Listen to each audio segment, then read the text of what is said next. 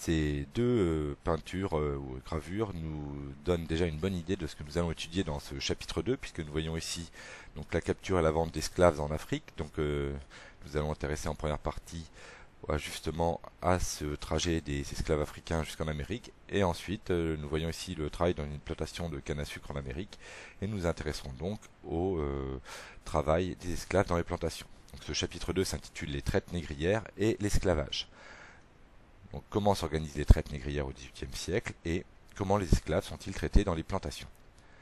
Donc, grand 1, les traites négrières. Tout d'abord, les traites négrières, c'est le commerce des esclaves noirs d'Afrique.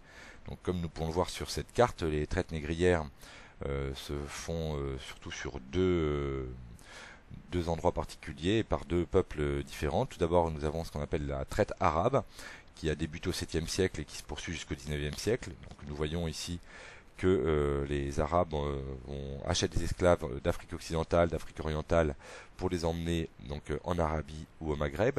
Et il y a également donc la deuxième traite qui est la traite occidentale entre le 15e et le 19e siècle, qui consiste à prendre des esclaves en Afrique occidentale et en Afrique centrale pour les envoyer essentiellement vers l'Amérique du Sud, les Antilles et l'Amérique du Nord. Donc ces deux images nous montrent que le trafic d'esclaves est quelque chose de très ancien, puisque dès l'Égypte antique, ici au XIVe siècle avant Jésus-Christ, on voit sur cette sculpture des esclaves africains qui sont en train d'être comptés ou fouettés par des Égyptiens. Plus tard, donc ici, un marché d'esclaves au Yémen, donc dans le sud de la péninsule arabique, en 1230, où on voit les marchands d'esclaves et les esclaves ici. Donc pour résumer, la traite négrière est un phénomène ancien. L'esclavage est pratiqué depuis très longtemps en Afrique, notamment par les Africains eux-mêmes. Entre le 7e et le 19e siècle, les Arabes organisent la traite négrière vers le Maghreb et l'Arabie. Environ 17 millions d'esclaves ont été transportés en 1300 ans. Petit 2, l'exemple d'un trajet de traite atlantique au XVIIIe siècle, puisque c'est la traite atlantique qui va nous intéresser plus particulièrement ici. Donc, nous allons compléter au fur et à mesure cette carte. Donc pour commencer, ça commence avec le départ du navire du port européen qui part chargé de marchandises et qui va vers l'Afrique, donc où il va pouvoir récupérer des esclaves. Donc ces esclaves, ils proviennent de territoires à l'intérieur de l'Afrique. Ils sont capturés en Afrique par d'autres Africains, comme on peut le voir sur cette gravure du XIXe siècle. Ils sont transportés de l'intérieur de l'Afrique vers la côte, souvent par des marches très difficiles. On voit que les hommes ici sont attachés par des fourches. Ils sont pour empêcher qu'ils s'enfuient ou qu'ils se révoltent. Et ils sont donc transportés jusqu'à la côte, où les capitaines des navires européens vont les acheter. Donc ils sont étudiés notamment par le chirurgien du navire qui vérifie qu'ils sont en bonne santé et qu'ils seront en état de travailler.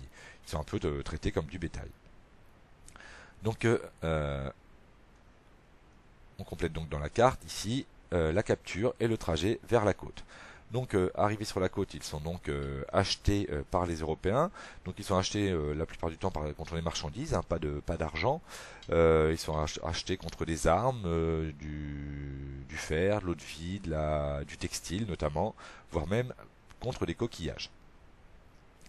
Donc on arrive ici, donc sur la côte, la vente au capitaine du navire.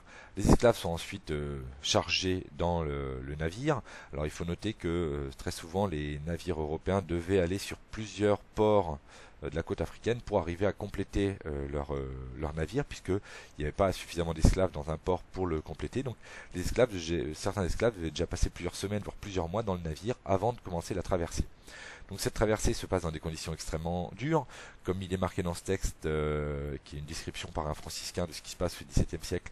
Les esclaves sont empilés à fond de cale, ils sont enchaînés, les femmes et les enfants ne sont pas mis avec, ils sont entassés également, mais dans un autre pont.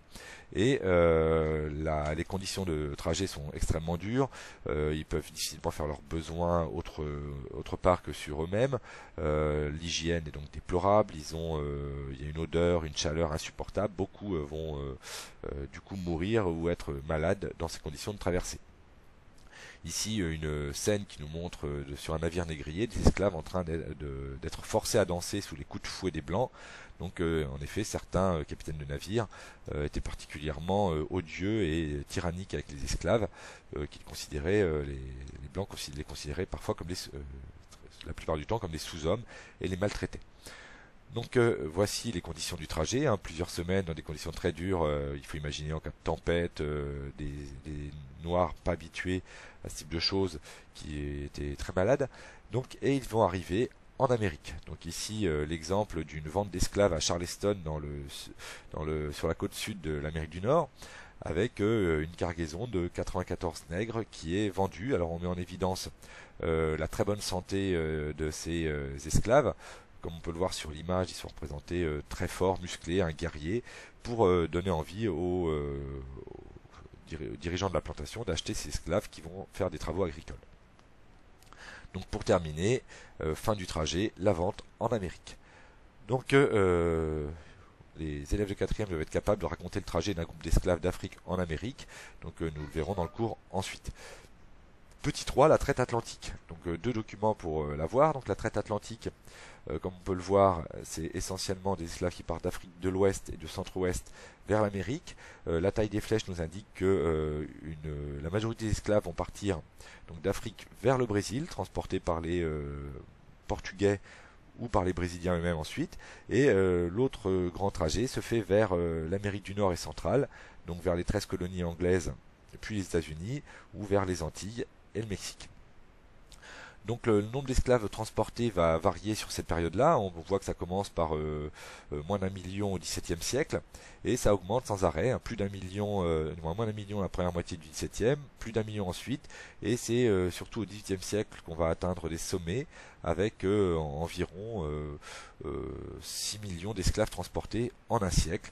Ça continue fortement dans la première moitié du XIXe siècle, avant de s'éteindre à partir de 1866, les derniers à transporter des esclaves étant les Espagnols.